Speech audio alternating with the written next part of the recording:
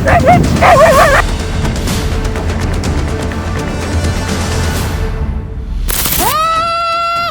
ampun! Itu kan landak Jawa! Anjing pemburu! Kamu salah sasaran! Susah dibilangin ya, gak ada takut-takutnya kamu. Gak lihat duri-durinya sudah mengembang begitu? Durinya bisa melukai wajahmu. Hei, ini fakta.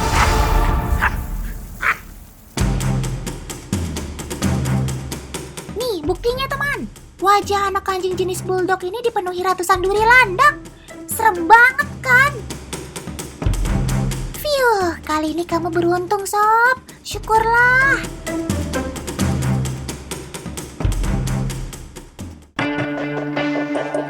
Dalam keadaan normal, duri-duri pada tubuh landak akan rebah, teman. Tapi, kalau ada yang berani mengusik ketenangannya hingga membuatnya terancam, langsung duri-duri tersebut menjadi berdiri tegak. Jumlah duri-duri landak ini bisa mencapai 30.000 loh. Kalau nggak percaya, hitung saja sendiri. Istimewanya, duri-durinya ini bisa terlepas dari tubuh si landak.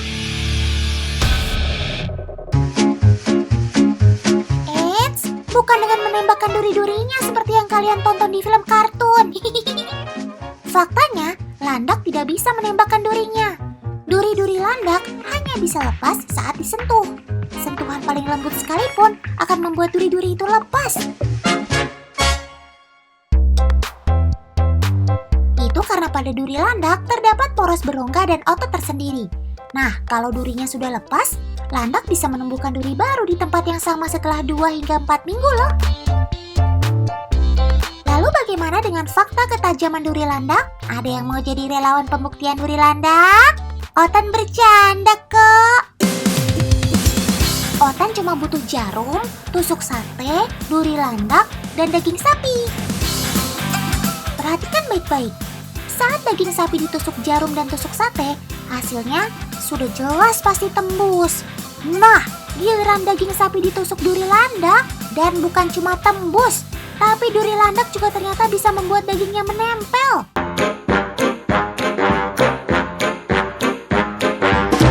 Jadi, selain tajam dan runcing, faktanya di ujung duri landak terdapat duri-duri yang tumpang tindih. Ini yang bikin duri landak bisa menempel pada benda apapun yang ditusuknya hingga sulit dilepaskan. Bahkan faktanya, karakteristik duri landak ini sudah diaplikasikan di dunia kedokteran loh, untuk membuat jarum yang bisa menutup luka pasca operasi dengan sempurna. Cakep!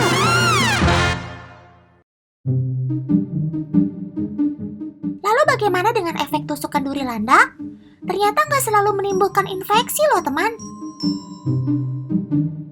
Faktanya, duri landak juga mengandung antibiotik. Wah, predatormu untung dong bisa dapat suntikan antibiotik gratis. Sebenarnya ini untuk menjaga keselamatan landak, teman.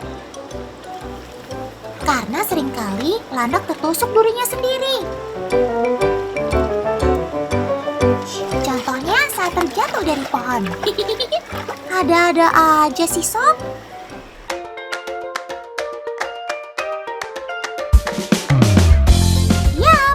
Sobat Otan ini memang bisa berenang. Meski pemandangan ini jarang ditemukan teman, karena landak tidak suka berenang. Si bulu tajam ini akan masuk air jika dalam keadaan terdesak dan tidak memiliki pilihan lain saat berusaha kabur dari pemangsanya.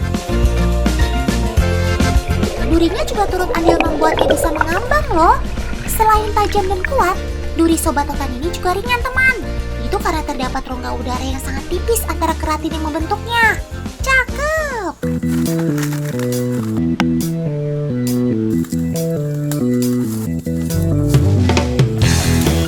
Teman di rumah pasti bertanya-tanya, sejak kapan duri-duri tumbuh di tubuh landak?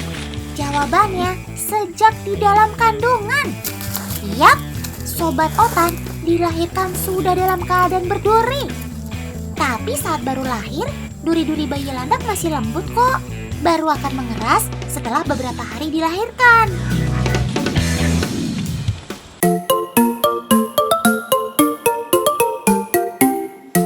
Fakta bahasa Latin disebut Hystrix javanica ini memang sangat bagus. Sebagai keluarga hewan pengerat, landak Jawa bisa mengendus makanan hingga kedalaman 1 meter di bawah tanah loh. Meski kaki sobat otan ini terbilang pendek, namun dia mempunyai kuku yang tajam. Tapi kalian tahu nggak? Kalau jumlah jari pada kaki depan dan kaki belakang landak Jawa ternyata berbeda. Kaki depan ada 4 jari, sementara kaki belakangnya 5.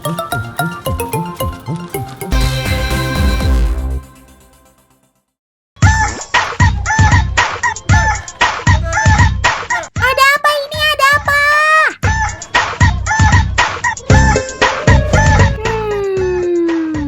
Dari musiknya sepertinya Otan tahu nih lagi ada acara apa.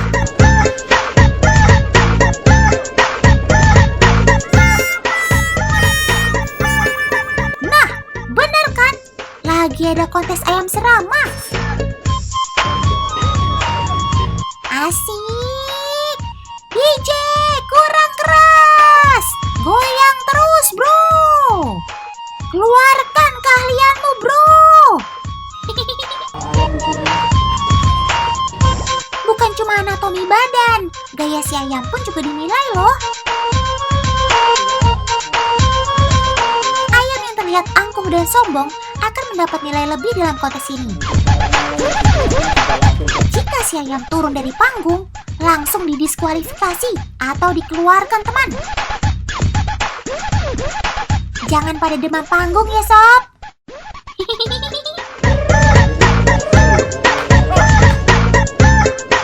Pemilik ayam gak tinggal diam. Mereka juga gak kalah hebohnya. Mereka berteriak sembari membuat bunyi-bunyian. Apalagi kalau bukan untuk membuat si ayam fokus bergaya.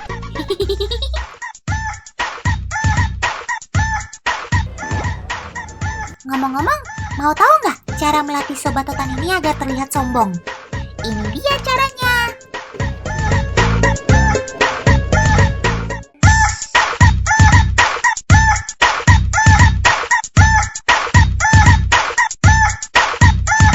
Kakak DJ, mainkan musiknya. Ihey. Lihat teman, si ayam serama mulai beraksi. Si mungil ini emang gak bisa diam teman kalau dengar musik kencang begini. Goyangnya gak mau kalah nih sama si kakak DJ. Cakep. Ia langsung membusungkan dada, mengembangkan sayap, pasang pose sombong. Lalu maju mundur, cantik, cantik. Sehari-hari, sobat otan ini memang sudah terbiasa mendengar musik teman, baik saat latihan maupun saat kontes. Rahasianya, saat hentakan musik kencang bikin si ayam jadi kaget, sehingga ia lalu membusungkan dada tanda waspada. Nah, gaya siap siaga dengan dada membusung seperti inilah yang dicari dalam kontes ayam serama. Sob, kayaknya ada yang diam-diam lagi perhatiin kamu deh. Itu loh si ayam raksasa. Nah kan. Dari gelagatnya, Otan mencium aroma si ayam Brahma mau ngajak duel nih sob. Lebih baik kamu menghindar saja sob. Kamu bukan lawan yang seimbang untuk si bongsor ini. Weleh, Otan gak menyangka. Rupanya si ayam mungil yang malah dengan beraninya menyerang duluan. Kalian lihat kan teman, si Mini ini berusaha mengeluarkan jurus andalannya. Kecil-kecil, si ayam serama nyalinya besar juga ya. Si ayam Brahma sampai kaget gitu. Salut deh, benar-benar Otan gak bisa menyepelekan kamu sob.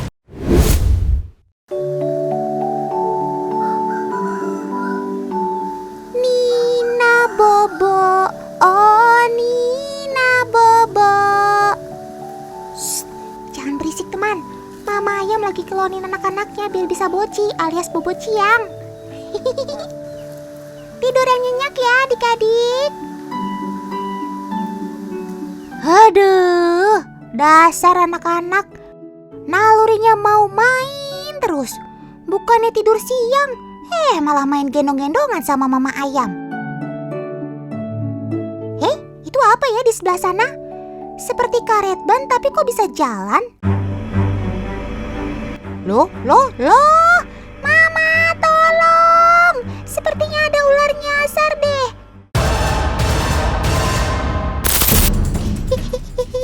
Itu kan ular kobra. Wah, jangan-jangan ia ingin memangsa anak-anak ayam ini ya? Gawat! Mama ayam, awas! Si kobra nampaknya siap menyerang. Nah lo, kamu sih Sob, berani banget lawan mama. Lihat saja teman, si induk ayam tidak segan-segan mematuk ular kobra itu. Aduh, serem banget.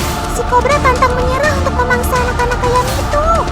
Tidak, ular kobra ini mengeluarkan jurus mematikannya teman. Betul, kobra itu menyemburkan bisanya tepat ke arah induk ayam.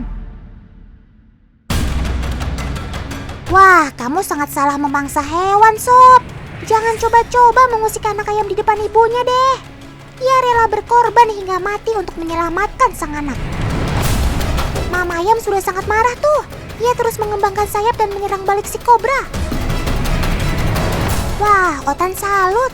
Ternyata unggas satu ini sangat berani mengusir dan melawan ular berbahaya seperti kobra.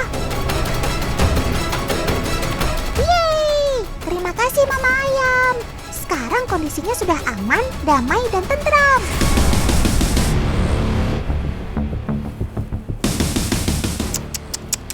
Ini dia nih aksi ular kobra yang bikin Otan salfok alias salah fokus. Ternyata skill nyembur Mbah Dukun kalah jauh sama reptil berbisa tinggi satu ini. Sobat Otan ini punya kemampuan menyemburkan bisa dari lubang pada kedua taring giginya loh.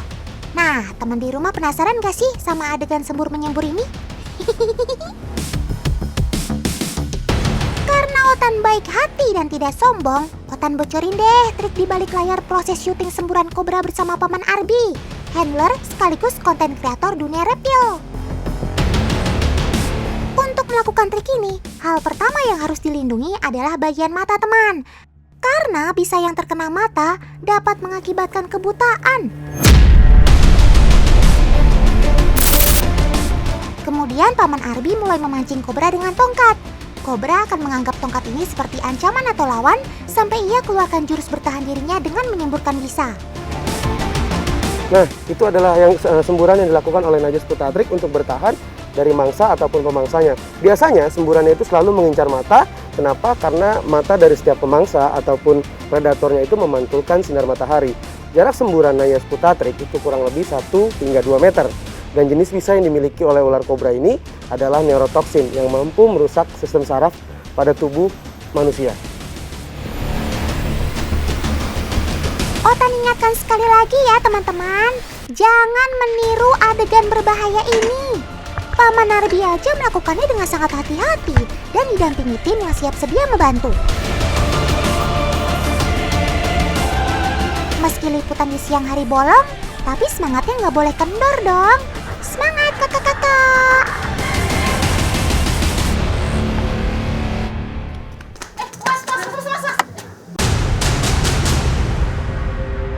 Loh, sebentar. Ada kejadian tidak terduga saat liputan. Tolongin dong, Ada ular masuk. Hah? Serius? Astaga! Ini gimana, Mbak? Ular masuk rumah. Oh gitu. Ya. Betul, ini harus segera ditolong. Ayo.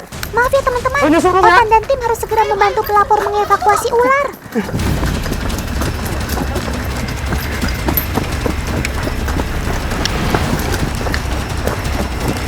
Mana?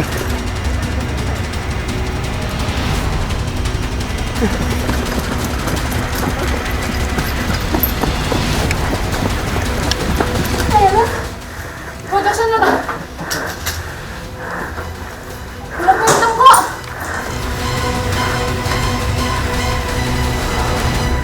Mana?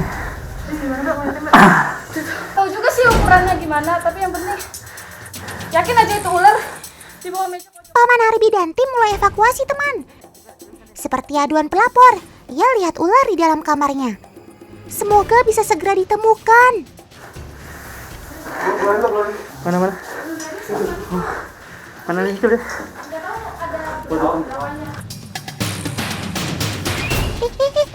Itu teman, Paman Arbi berhasil menemukan ular di pojok kolong meja. Sepertinya agak sulit mengambilnya. Posisi ular itu semakin memojok.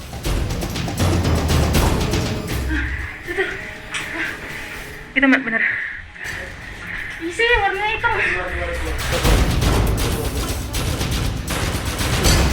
Ini ular kobra juga, Mbak. Aduh, tunggu sebentar. Kita pegang dulu.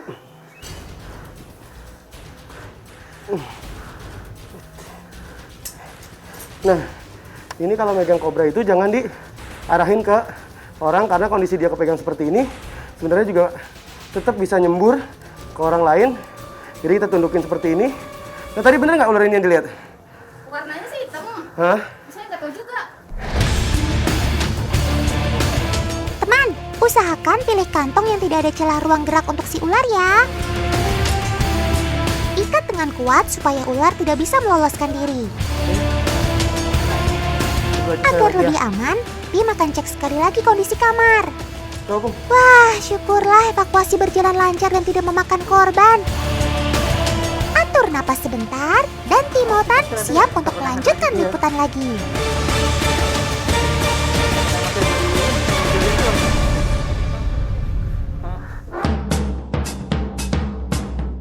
Teman, tidak sedikit loh kasus ular kobra yang berhasil masuk ke pemukiman warga. Salah satunya karena lokasi rumah yang masih dekat dengan habitat ular seperti kebun. Nah, biasanya ular juga senang sembunyi di balik pot seperti ini. Jadi, teman di rumah wajib waspada saat membersihkan halaman rumah, khususnya yang punya banyak tanaman. Pada dasarnya, ular takut pada manusia. Saat manusia kaget melihat ular, sobat Otan pun akan berefleks menggigit karena merasa terancam. Kali ini Otan dibantu Paman Arbi akan kasih tips penanganan pertama saat terkena gigitan ular berbisa pada area tangan.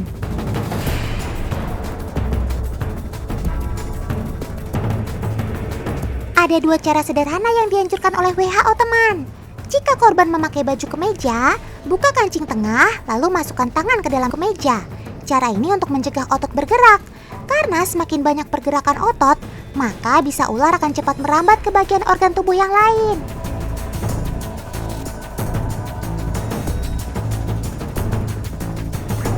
Cara yang kedua dengan menggunakan kain. Gunakan kain, serbet, atau apapun yang mudah dicari.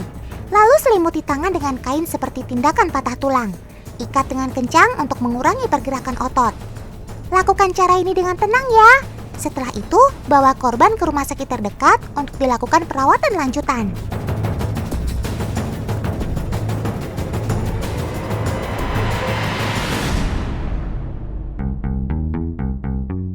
Teman, ada yang penasaran juga nggak seperti Otan soal racun neurotoksin yang dimiliki ular sendok ini?